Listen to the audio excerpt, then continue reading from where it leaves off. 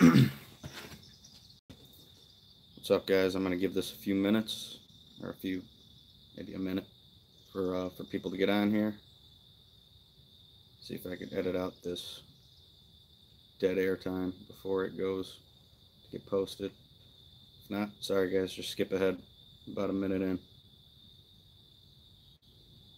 If you guys are on here, go ahead and say what's up. Let me know you can hear me.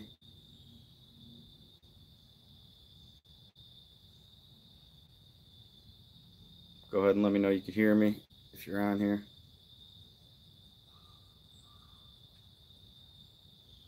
Okay, we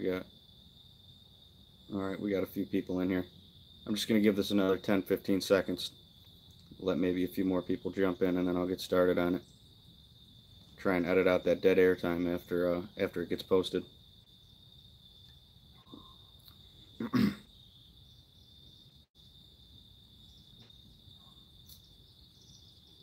Alright, so this video is just about some tips for success when you're bringing home a new puppy, how to start the potty training process, and then at the same time start building your relationship with your dog. And if you guys have any questions along the way, just go ahead and comment. What's up, Titletown Bullies? What's up, Lance? What's up, Christian? Alright, so everything starts with the breed. Alright, are we back on?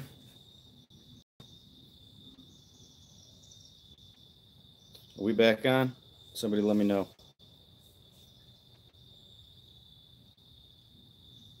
Alright, showing we're back on. Alright, so what I was saying was, alright, cool.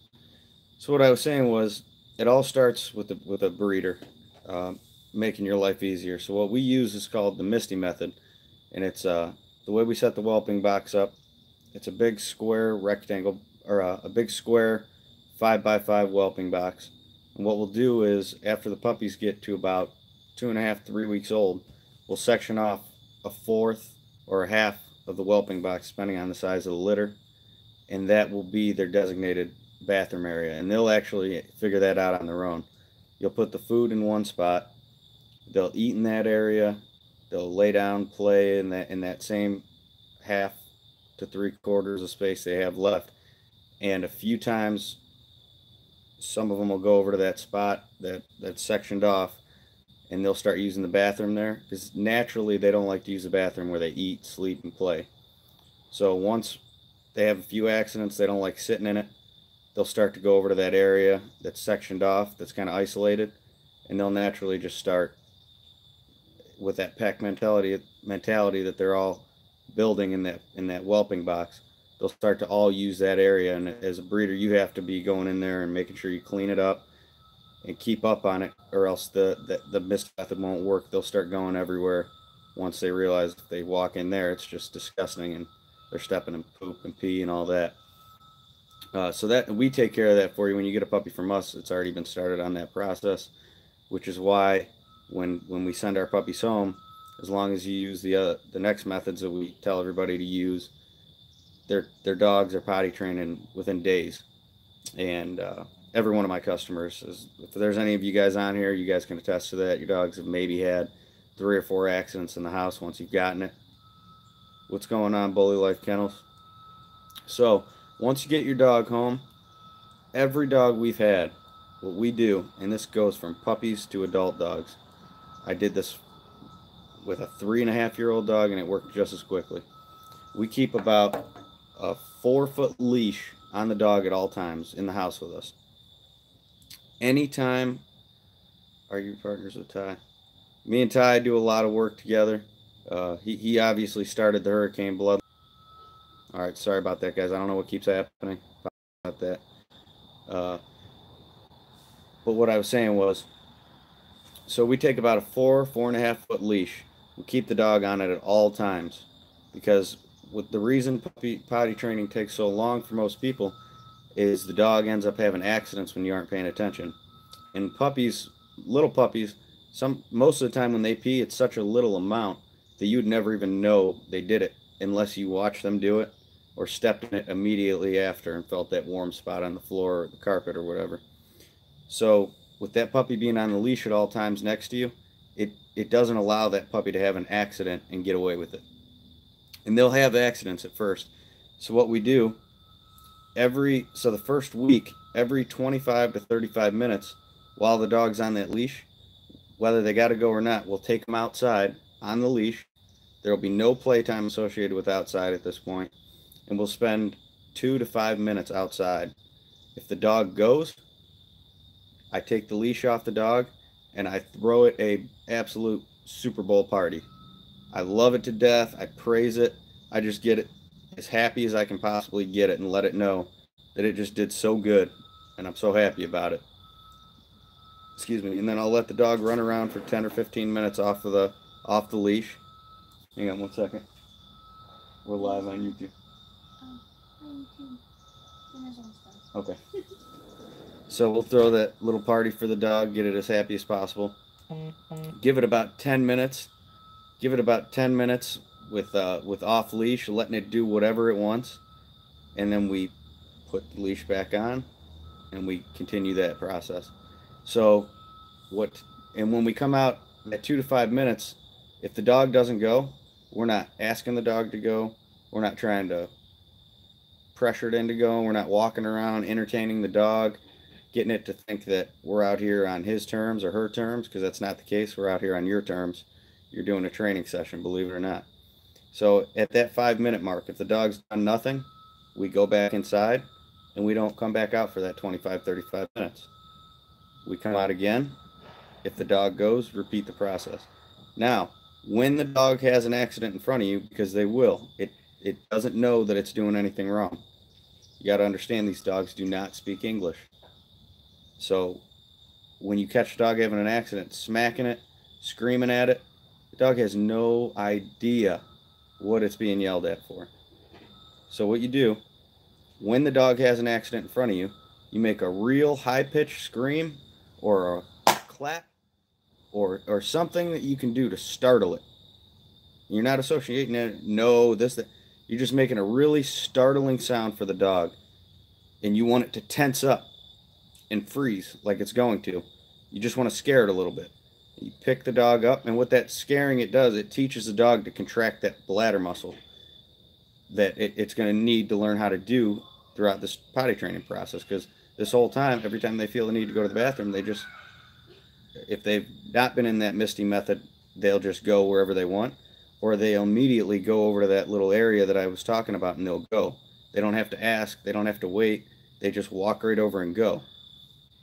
So startling them like that gets them to hold it while you pick them up, walk them immediately outside. Oh, hang on a second. I'm going to look at your comment in 1 minute. Walk them right outside and repeat the process. You stand out there. More than likely, they've already stopped halfway through going to the bathroom because you caught it. And now they're outside, and you know they have to go again. But sometimes shaking them up that abruptly will make them hesitant. So you'll spend that 2 to 5 minutes, again, ignoring the dog, looking up at the sky, doing anything else but giving the dog attention. You just want it to focus on sniffing around and using the bathroom. If it doesn't go, you do the exact same thing. You bring it back inside, you wait 10 to 15 minutes, then you come back outside and repeat. If the dog goes, you throw the party. Now, if you catch it in the act, startle it, bring it out, and it finishes going outside, you still throw that same exact party because you are rewarding the desired behavior. There's no negativity involved.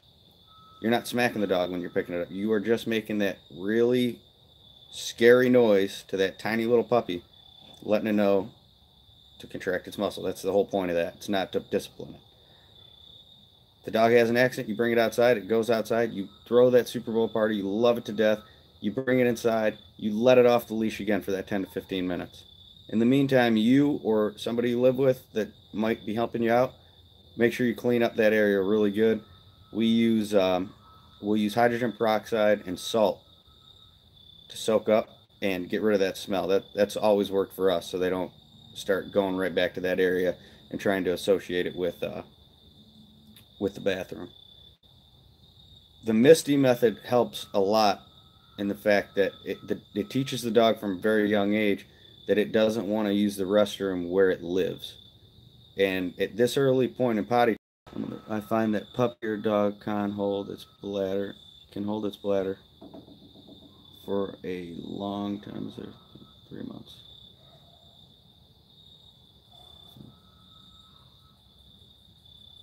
Yeah, younger puppies can hold their bladder for, honestly, and in my experience, hey, what's up, Kathy?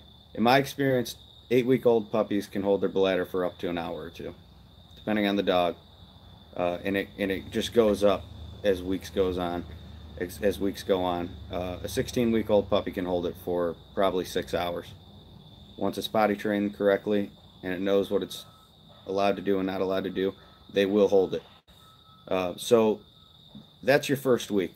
No matter how well the dog's doing, do not let it off that leash. Give it the freedom to make those mistakes, because once you let it make a mistake that you haven't seen, and it's, again, so young that it might only pee a little bit, and if you don't walk across it or watch it happen, more than likely you're never going to know it happened. And what you're doing without even knowing you're doing it is you're promoting that dog being allowed to use the bathroom in your house. So when you start giving it that freedom, and then he's going to the bathroom or she's going to the bathroom, getting away with it, and then every third time you catch it and try to punish the dog, it has no idea why you're punishing it. It's been using the bathroom, everything's been fine, it walks back around. And how early can we neuter spay dog? I'll answer that soon. Um, Sorry, I'm losing my train of thought a little bit, but it doesn't understand that it just went to the bathroom in the house twice when you weren't around. And when it came back around from using the bathroom, you seen it and just started loving all over it, not knowing what it just did. And now the third time you catch it in the act and start smacking it or yelling at it or rubbing its nose in it, whatever, it's thinking you just did that out of nowhere. It has no idea. It's like, what's the problem here? I just went twice. I walked back to the living room where you were. You loved all over me. Now the third time I do it, you're smacking me. You're just confusing the dog. So make sure you keep it on that leash. Week 2, you move that 25 to 35 minute time block into 45 minutes to an hour. And it's forcing that dog. It's starting to understand that every half hour it's going to go out. So it's going to start to get excited about that 25, 35 minute mark. Well, now you're making it hold it. Now it's going to have to hold it a longer time. So now it's using that muscle more, using that bladder, contracting it more, getting that muscle memory in there, starting to really teach the dog what this is all about. It's really going to start understanding it, and you can't let up yet. Same exact process. 2 weeks in, your dog's going to have it down. You're going to go down to maybe one accident a day by that second week. You got to keep on it, because if you let off too early, the dog can resort right back to what he was doing. That third week, same thing. You're going to do it. You may not have an accident at all. You're going to keep repeating that process until you're down to one accident throughout the week. Once once you have that down, you just need to go a little more, a couple more days. Guarantee your dog's going to be potty trained. Should take no longer than 3.5 weeks. That's the longest it's ever taken me, and it's worked every single time. I've used it probably 10 times, never had an issue with it. And even when the dog understands what it's supposed to do and not supposed to do, when they have those accidents later on in the process of that 3.5 week mark, you have to treat it the exact same way. No negativity involved, because I know a lot of people say, well, no, he understands or she understands what it's doing wrong now. So they start trying to correct the dog. Not, it's just keep doing it the way you're doing it, because you got to understand, look how far you've already come with it. It works. It's a full proof process. Um, so that's just my take on it. And when you can't, for people who have jobs where they go to work Monday through Friday, or they go out at night, or personal lives getting in the way of things, that's fine. Anytime you cannot keep your full attention on the dog, if you're going to watch a movie, if you're going to use the bathroom, if you're going to take a shower, if you're going to cook dinner, if you're going to do anything where you can't have that dog on that 4.5 foot leash next to you and keep your attention on it, put it in the cage. It's not abuse. It's not cruel. It's not mean. Put the dog in the cage. It's not going to have an accident in there. And you need to have the cage.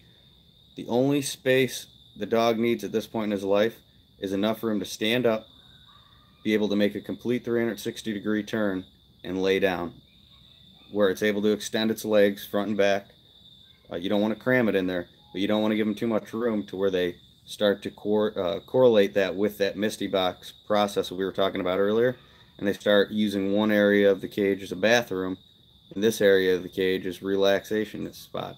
So don't give them too much room. You may or may not ever have them have an accident. If you do, it's going to be the first time you put them in that cage, and they're going to realize they never want to do that again. They're not going to go in that spot, so you can keep your eyes off them. But as soon as you open that cage door, you put the leash on them, on their collar before they leave the cage, take them outside, repeat the process. And at the same time, this is helping you build that bond with your dog that takes a little bit sometimes, but it's going to expedite it extremely quickly. Because for 2.5, 3.5 weeks, month, whatever it is, however long this takes you, your dog is going to be everywhere with you. You're taking it everywhere you go. The crucial part of the most critical part of a puppy's life is between 8 and 16 weeks, when you need to socialize absolutely everywhere. You take them to the pet stores. You take them with you when you're going to see friends, family. Take them around the neighborhood with you when you're taking them on walks. They start to associate everything positive coming into their life is happening through you at the end of that leash. So you're really knocking two birds out with one stone there. So I'm going to go ahead and start answering some questions here. It's not showing me my comments, so if you guys ask me any questions during that time, go ahead and ask them again. I know somebody asked me, how early can you spay and neuter a dog? I'm not a vet, so don't take any of this as fact. You started walking diamond at 6 weeks. Yeah, I mean, every puppy we've had here that's been born here and we've kept, 6 weeks old, you got a fully potty trained dog. But that's just because we have so much time to put into it. But you don't have to start that early. You can start at 8 weeks old when you bring the dog home. Luna, if you guys remember her, she was a mostly outdoor kennel dog her whole life. We got her here at about 3.5 years old, and brought her in as an inside dog. She's a great dog, but didn't ever need to be potty trained. She was in a kennel where it was cleaned every day, and she could go on the floor in there and know that it was getting cleaned up. So there was never an issue. So she just walked in my house and started using the bathroom wherever she pleased. Inside, outside, didn't matter. I used this method. 3.5-year-old dog, 2 weeks. Dog is potty trained. Never had another accident. I'm sorry, it's going to happen again, I'm sure. The one thing I couldn't get that dog to break doing was pooping in my driveway. She'd rather poop in my driveway on the concrete than in the yard with the rest of the dogs, but not the end of the world. But she was fully potty trained in the house 2 weeks. So that's saying you can't teach an old dog new tricks. It's not true. But for that spaying neutering question, I can't give you any medical advice. I'm not a vet. I'm not a specialist in that area. But Bambi and Royce both had one accident in the whole 8-hour drive. Exactly. Atticus took I think it was a 4-hour flight to Missouri. Dog never had an accident. Had to have pee pads in the crate the whole time. They got him, and that dog sat in shipping for like an hour, I think, before it got on the plane. Dog never had an accident. Got to Josh's house. I believe he told me he had 1 or 2 accidents, and that was it. So we will not spay or neuter a dog before it reaches maturity.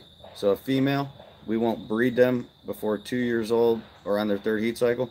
Same goes for spaying them, because there's a lot of hormones that are vital to their development that don't come into the picture until they've reached that stage of maturity. And when you fix a dog, you stop that process from happening. So you're just taking away from the dog's overall health, in my opinion.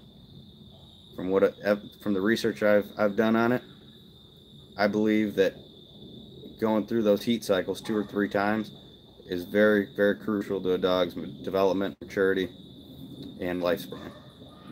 What's going on, man? So, any more questions that you guys had that you might have been asking during that first lesson I was trying to give, go ahead and ask again, because I can't see my comments. After they've been posted, they stay up for about 2 or 3 seconds. What's up, Tron?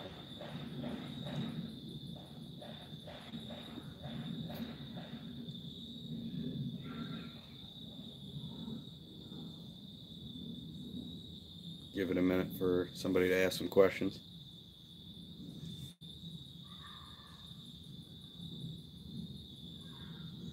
Now, this isn't the only way to potty train your dog. There's a thousand different ways to skin a cat, as they say. There's a thousand different ways to potty train a dog.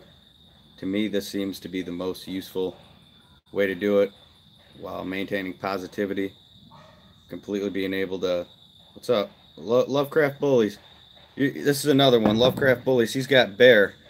He got a pup off us from Mavis's litter between Prince and Luna, and he's in Oregon. Lovecraft, did Bear have any accidents on the plane ride home with you?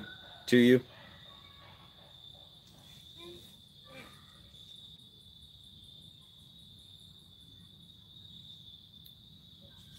And then also, how many accidents did he have in the house before he was completely potty trained once you got him? Nope, didn't have any accidents. So that was, I think, a 5-hour plane ride from Ohio to Oregon. Another one had to sit in the shipping facility for a little while. Treetop Blinky, how much for a pup? All of our picks go for $3,000. If you have any more questions about it, just go ahead and give me a call after I get off this live. 440-231-2334. We can start having a conversation. 3 accidents. So Bear had 3 accidents after he got home. Trunk, baby's doing amazing. I'm going to be doing a lot more. She's going to be coming back to our place here in about 3 weeks. She should be going. Thank you. Thank you. Yes, it is definitely worth the money. Baby's going to be coming back in about 3 weeks. She should be going into heat around that time. I co-own Baby with a family friend. So she lives the single pet life with her family. That dog demands so much attention, and that the family she's with can give it to her. She just comes here. She's bred. We whelp the litter because they don't know much about the breeding process, so she stays here. Oh, very spoiled. And she goes back. So she's going to get this. Royce and her are being bred in November. After those puppies get here, we're going to get her spayed, and she's going to go back to that house, and that's where she's going to live out the rest of her life. So that is our next breeding coming up, guys. So if you guys are interested in a puppy, this isn't really a video for promoting puppy sales right now, but I will say, if you guys are interested in a puppy, we might have a spot left on that Baby and Royce breeding. Not 100% sure. I'm not sure how many pups are going to come out of it, but we do have 5 spoken for. And sorry, back again. It's going to keep happening, like I said. But if you guys are interested in it, go ahead and contact me ASAP. 440-231-2334. Deposits are going to be $500. It's a non-refundable deposit. The rest of the money's due at either pickup or prior to the dog being shipped. Awesome job. Take care, Jetson. All right, man. I look forward to talking to you soon, and look forward to you making your way out here next month. But yeah, the rest of the money will be due before the dog goes home. Payment plans are available. I make it very easy for someone who doesn't have that much money at one time to be able to afford a pup. And if you are making payments, and you make, say you make $800 in payments, and you decide something comes up, you decide you can't take the pup anymore, the only non-refundable part of that is the $500. So if you made $800 payment, $300 will be going back to you. But I have to say that on record, and I'll be making another video saying it. The $500 deposits are non-refundable. I've had a few issues with people in the past where they try to dispute that. I never said that to them, and that's the case. So let me see. Did we have any other questions here? Oh, I can see the comments now. Give me a minute, guys.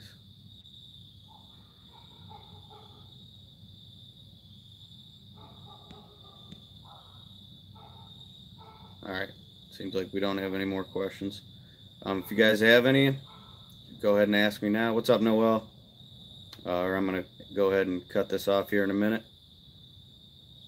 But I'm going to start doing these a little more. I've been trying to get on, do another live chat with Ty. I know you guys really loved that on his channel. We just both been, whenever Ty's free, I'm not. Whenever I am, Ty's not. One of those deals. So we're going to catch up and try to do it soon. We want to do it weekly. But, you know, he's had 2 litters on the ground now. He's had 2 litters on the ground now within a week apart. That is a lot of work. So I ain't mad at him. Sorry if it's not real. How do you introduce a puppy to an older dog? What we do, and if you guys have any other successful ways of doing this, go ahead and share. We'd love to hear it. That Royce and baby breeding is going to be crazy. Everyone just go see Layla and Neo. Yeah, go check them out on the Hurricane Bloodline Facebook page. We introduce puppies to a newer dog or an older dog. We'll take the older dog and with one person on a leash, and you take the puppy on another leash, and you start across the street from each other, walking the dog, or take it for a walk around the block, around the neighborhood, whatever. And as you go on, once they've lost interest from each other from across the street, take it in about 5 feet. Start walking closer. They'll start to look at each other, sniff, maybe try and pull on a leash, look at each other. Just keep walking, ignore the other dog. Both the leash handlers have to ignore the opposite leash handler and that other dog. No conversation, no talking. Once they've started ignoring each other again, bring it in a little closer. Repeat that cycle until you have them right next to each other, walking on a leash, ignoring each other. Then eventually one person is going to walk them both right next to each other. You keep that going, we'll walk them for a couple miles, believe it or not. And bring them back in, let them play around the yard, very, very observant. If you don't know how your dog's going to react, what's going on with this? Sorry about the quality. If you don't know how your dog's going to act, maybe let the puppy off the leash, keep the big dog on a leash where you have control over it, so if it tries to snap, you can pull it off right away.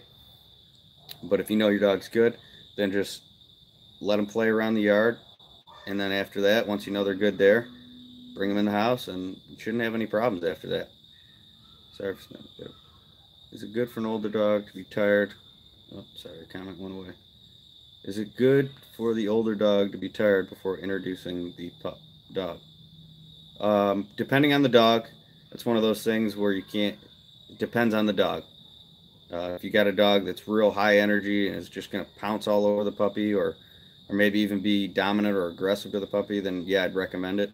But that walk I just told you about is more than likely gonna tire them both out to the point where neither of them are gonna be too crazy by the time you get back. And it lets even a dominant dog know that this dog that you're bringing into its house is not a threat, not a problem. Everything should be fine. Everyone should get along just fine. Great question. And again, if anyone has any other tips they've used in the past that they want to throw on here, please do so. Nobody knows everything, and we should always be ready to learn.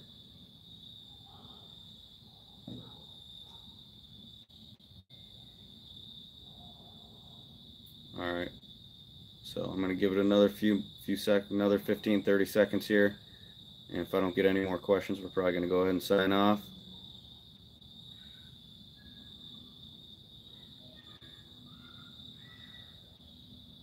How old should your dog be before it goes outside?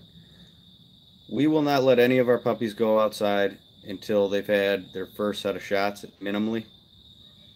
Because they could contract a lot of things from rainwater, other dogs' feces, other dogs' urine, skunks, other things like that, urine. So we make sure we at least get them their parvo and first set of shot vaccines. Then we wait 48 hours to get it through their system, which we do at the 6-week mark, before we let them go outside. But that's also area depending. So you might have other diseases and stuff going on in Florida than we do here at Ohio, so it may be 8 to 10 weeks in Florida as opposed to 6 weeks in Ohio. It all just depends on what's going on in your area. I also live. Oh, man, it's going away again. I also live with my dad's American Pit Bull Terrier. He isn't neutered, so when my female comes into heat, what do I do? Just completely separate them, and they have no interaction during the heat cycle. UKC. Absolutely. Anytime you're dealing with, even here, you see all of our dogs get along. All of our dogs act as a pack. Light's going on, I'm sorry. All of our dogs interact as a pack. When we have males and females coming into heat, we completely separate them. I'll try and get inside here for you. We have to completely separate them the whole time because first part of the heat cycle, the female's not going to allow any males near her in the first place, and your males are going to be going crazy over her anyway. So they're going to be trying to get all over. It's going to start a fight, and when she is ready and started, willing to accept the male, you don't want to have that accident because they will tie. It could take seconds, and you'll have unplanned breeding on the way. So good question. Yeah, we separate them for about 3 weeks. You may have to separate all your females from other females. You may have to separate all your males from other males, but definitely 100% guarantee separate your male from your female. Great question, Noel. Well, if that's everything, guys, what do you think of breeding for color? So breeding for color, I don't think it's a great idea. I think we've seen the results of that from the blue dogs. So I just put them on different sides of the house. That may not do it, Noel. You may have to completely. You got to have because when these dogs go into heat, I've had dogs go through kennels, crates, anything that they could possibly get out of. They're going to get out of it if there's even the slightest chance of that being possible. Make sure you have a foolproof method. That's all I got to say. If there's a way for them to get out when you're not looking, they're going to do it. So, as far as Randall's question, Lovecraft bullies, breeding for color, it can be done correctly. Majority of the time, it is not done correctly. So, we seen with the blue dogs, they bred a blue dog to a blue dog to a blue dog to a blue dog over and over and over and over and over again in the early 2000s. No matter what the structure was, temperament, they were just so fixated on getting that blue dog coat because it was definitely a new thing. It was popping. It was selling like hotcakes. And very rapidly, those dogs started to develop skin issues and skin allergies to where you couldn't even let them walk through the yard because they're allergic to the grass. And we're starting to see that same thing happen with the tricolor dogs. They're beautiful colors. But if you have a lot of that gene, that tricolor gene or that blue gene, double down on top of itself so many times, there's gonna be issues. It's very similar to inbreeding. So, and I've actually had that in a previous litter years ago, where I bred a blue dog. They had a lot of blue dogs in its pedigree to the same thing with a male, and I actually wasn't breeding for the purpose of that blue coat. It just happened to, both dogs were blue and they both had a lot of that in the pedigree. Structurally, the dogs came out great. Temperamentally, they came out great. Intelligence, all of that stuff was there, but every one of those dogs had some sort of skin allergy, and it was hard. It was a hard lesson to learn. All the dogs are in great homes, are living great lives, but that is something that they have to live with, and it sucks. But that's something I know now not to do again. So, yeah, I'd strongly encourage people to really, really research their gene pool before they go ahead and do something like that. All right, I'm gonna check and see, make sure I didn't miss anything. All right, guys, thanks for tuning in. I'm going to start trying to do this more. As always, remember to like, favorite, subscribe. Stay tuned for more updates. Thanks for tuning in.